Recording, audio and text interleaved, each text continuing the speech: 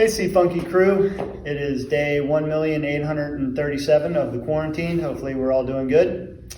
We're going to run through the workout today. I'll briefly go through the movements, the rep scheme, and then we'll do some movement standards. So we have a triplet today. We have 3 movements.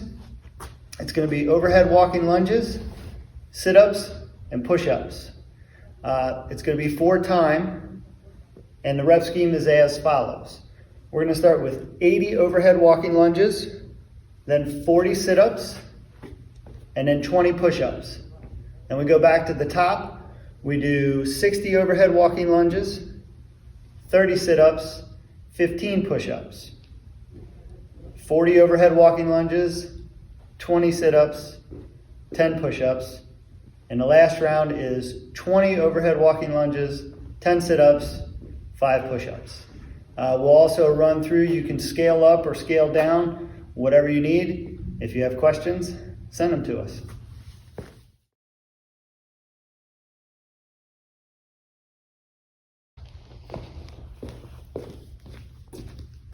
All right, for our first movement, we have overhead walking lunges.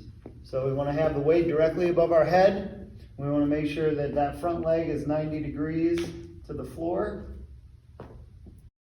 Things that we want to watch out for, that the weight gets really out of whack. So we want to hold that in midline, have it be nice and stable. We don't want the weight out here or here. When we're lunging, we want to make sure that it's a good position at the bottom. If she gets the knee too forward over that toe, it's going to cause a little bit of problem, too much pressure in places we don't want it.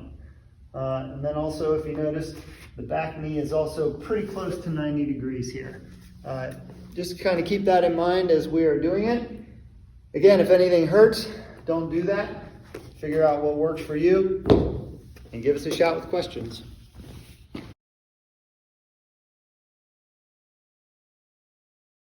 So if you have any type of mobility issues or restrictions, we can always hold on to an implement to do these lunges. They're not necessarily going to be walking, and that's fine. So we can go ahead, we can hold on to the rig, we can do this. If you don't want to lunge down as far, that's fine. Do whatever is comfortable.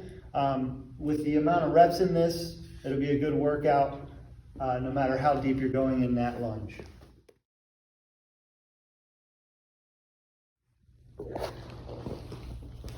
Here we have Jen doing sit-ups.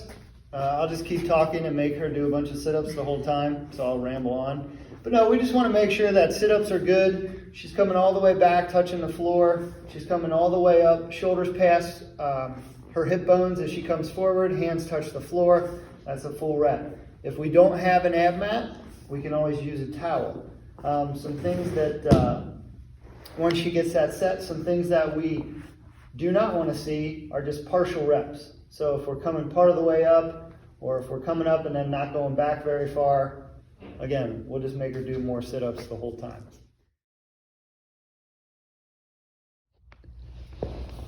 All right, it's everybody's favorite, the push-up. We want to start in a plank position, nice solid core. What we want to think about is if we had a PVC pipe that ran right here, we want to kind of keep this angle the whole way. So Jen's going to just go down for a push-up. Arms stay nice and tight, chest goes toward the deck, not all the way down, and then she comes back up. Things we want to avoid is we want to avoid breaking the spine. So if you'll notice, this pole is sticking way up as she breaks that spine and comes down. The reverse, if she drops her butt, that's not going to do anybody any good either. So we just want to look for good solid reps. If we need to modify or scale these, that's fine. We could do knee push-ups again here. She has that same angle with this on this PVC, and as she goes down, that angle of the PVC is going to stay like that. We're not going to see any break in that spine either way. Also, we could put one knee on the ground if we need to. We can do push-ups against the wall if we need to. We have a lot of options. So if you have questions, hit us up.